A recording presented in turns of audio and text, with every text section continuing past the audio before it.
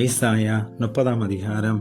பாவத்தோட பாவத்தை கூட்டும்படி என்னை அல்லாமல் ஆலோசனை பண்ணி என் ஆவியை அல்லாமல் தங்களை மூடிக்கொள்ள பார்க்கிறவர்களும் என் வாக்கை கேளாமல் பார்வோனின் பலத்தினாலே விலக்கவும் எகிப்தின் நிழலிலே ஒதுங்கவும் வேண்டுமென்று எகிப்துக்கு போகிறவர்களுமாகிய முரட்டாட்டமுள்ள புத்திரருக்கு ஐயோ என்று கர்த்தர் சொல்லுகிறார்.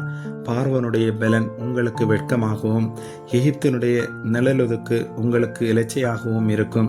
அவர்கள் பிரபுக்கள் சோவானிலே போய் அவர்கள் ஸ்தானாதிபதிகள் ஆனேஸ் மட்டும் சேருகிறார்கள்.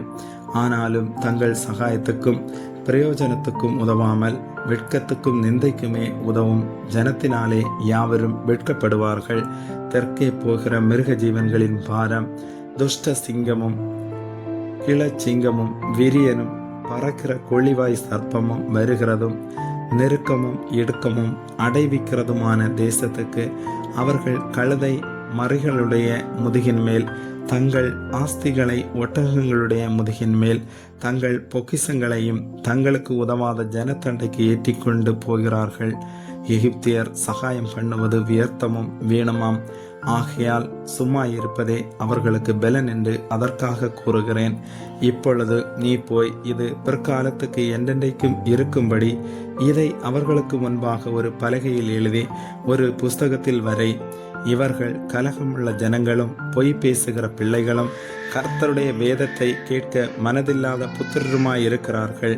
இவர்கள் தரிசனக்காரரை நோக்கி தரிசனம் காண வேண்டாம் என்றும் ஞான திருஷ்டிக்காரரை நோக்கி யதார்த்தமாய் எங்களுக்கு தரிசனம் சொல்லாமல் எங்களுக்கு இதமான சொற்களை உரைத்து மாயமானவைகளை திருஷ்டியுங்கள் என்றும் நீங்கள் வழியை விட்டு பாதையின்றி விலகி இஸ்ரவேலின் பரிசுத்தரை எங்கள் முன்பாக இராமல் ஓய பண்ணுங்கள் என்றும் சொல்லுகிறார்கள்.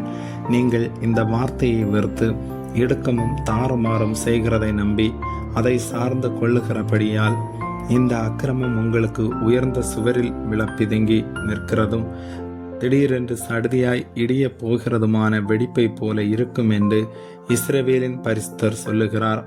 அவர்களை அவர் தப்ப விடாமல் உடையும்படி குயக்கலத்தை நொறுக்குவது போல அவர்களை நொறுக்குவார்.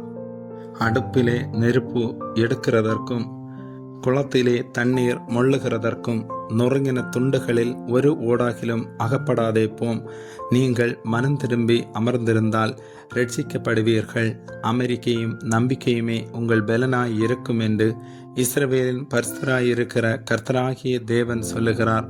நீங்களோ அப்படி செய்ய மனதாயிராமல் அப்படியல்ல, குதிரைகளின் மேல் ஏறி ஓடிப்போவோம் என்கிறீர்கள். அப்படியே ஓடிப்போவீர்கள். வேகமான வாகனங்களின் மேல் ஏறி போவோம் என்கிறீர்கள். அப்படியே உங்களை துரத்துகிறவர்கள் வேகமாய் துரத்துவார்கள். நீங்கள் மலை உச்சியின் மேல் ஒரு கம்பத்தை போலவும் மேட்டின் மேல் ஒரு கொடியை போலவும் மீந்திருக்கும் மட்டாக ஒருவன் பயமுறுத்த 1000 பேரும் 5 பேர் பயமுறுத்த நீங்கள் அனைவரும் ஓடி போவீர்கள். ஆனாலும் உங்களுக்கு இறங்கும்படி கர்த்தர் காத்திருப்பார். உங்கள் மேல் மனதுருகும்படி எழுந்திருப்பார். கர்த்தர் நீதி செய்கிற தேவன். அவருக்கு காத்திருக்கிற அனைவரும் பாக்கியவான்கள். சீயோனை சேர்ந்த ஜனங்கள் எருசலேமில் வாசமாயிருப்பார்கள். இனி நீ அழுது கொண்டிராய்.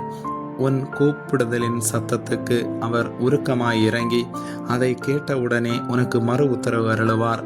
ஆண்டவர் உங்களுக்கு துன்பத்தின் அப்பத்தையும் உபத்திரவத்தின் தண்ணீரையும் கொடுத்தாலும் உன் போதகர்கள் இனி ஒருபோதும் மறைந்திருக்க மாட்டார்கள்.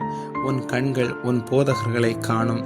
நீங்கள் வலதுபுறமாய் சாயும் போதும் இடதுபுறமாய் சாயும் போதும் வழி இதுவே, இதிலே நடவுங்கள் என்று உங்களுக்கு பின்னாலே சொல்லும் வார்த்தையை உங்கள் காதுகள் கேட்கும்.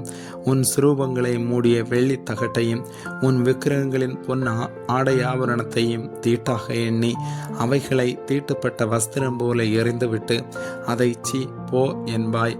அப்பொழுது நீ நிலத்தில் விதைக்கும் உன் விதைக்கு அவர் மழையையும் நிலத்தின் பலனாகிய ஆகாரத்தையும் தருவார். அது கொழுமையும் புஷ்டியுமாயிருக்கும். அக்காலத்திலே உன் ஆடு மாடுகள் விஸ்தாரமான மேய்ச்சலுள்ள ஸ்தலத்திலே மேயும். நிலத்தை உழுகிற எருதுகளும் கழுதை மறிகளும் முரத்தினாலும் தூற்று கூடையினாலும் தூற்றப்பட்ட ருசியுள்ள கப்பிகளை தின்னும். கோபுரங்கள் விழுகிற மகா சங்காரத்தின் நாளிலே உயரமான சகல மலைகளின் மேலும் உயரமான சகல மேடுகளின் மேலும் ஆறுகளும் வாய்க்கால்களும் உண்டாகும். கர்த்தர் தமது ஜனத்தின் முறிவை கட்டி அதன் அடிக்காயத்தை குணமாக்கும் நாளிலே சந்திரனுடைய வெளிச்சம் சூரியனுடைய வெளிச்சத்தை போலவும் சூரியனுடைய வெளிச்சம் ஏழத்தனையாய் 7 பகலின் வெளிச்சத்தை போலவும் இருக்கும். இதோ கர்த்தருடைய நாமம் தூரத்திலிருந்து வரும். அவருடைய கோபம் எரிகிறதும் கனன்று புகைகிறதுமாயிருக்கும். அவருடைய உதடுகள் சினத்தால் நிறைந்து அவருடைய நாவு பட்சிக்கிற அக்கினி போல இருக்கும். நாசம் என்னும் சல்லடையிலே ஜாதிகளை அரிக்கும்படிக்கு அவர் ஊதும் சுவாசம் கழுத்து மட்டும் எட்டுகிற ஆற்று வெள்ளத்தை போலவும் ஜனங்களுடைய வாயிலை போட்டு அலைக்கழிக்கிற கடிவாளத்தை போலவும் இருக்கும். பண்டிகை ஆசரிக்கப்படும் ராத்திரியிலே பாடுகிறது போல பாடுவீர்கள். கர்த்தருடைய பர்வதமாகிய இஸ்ரவேலின் கண்மலை அண்டைக்கு போக நாகசுரத்தோடு நடந்து வருகிற போது மகிழ்கிறது போல மகிழுவீர்கள். கர்த்தர் மகத்துவமானவர்.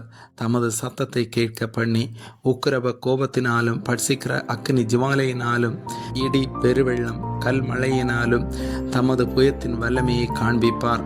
அப்பொழுது தண்டாயுதத்தினால் அடித்த அசீரியன் கர்த்தருடைய சத்தத்தினாலே நொறுங்கொண்டு போவான்.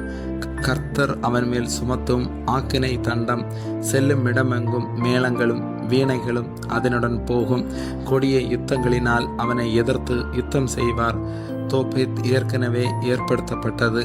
ராஜாவுக்கு அது ஆயத்தப்படுத்தப்பட்டது. அதை ஆழமும் விசாலமுமாக்கினார்.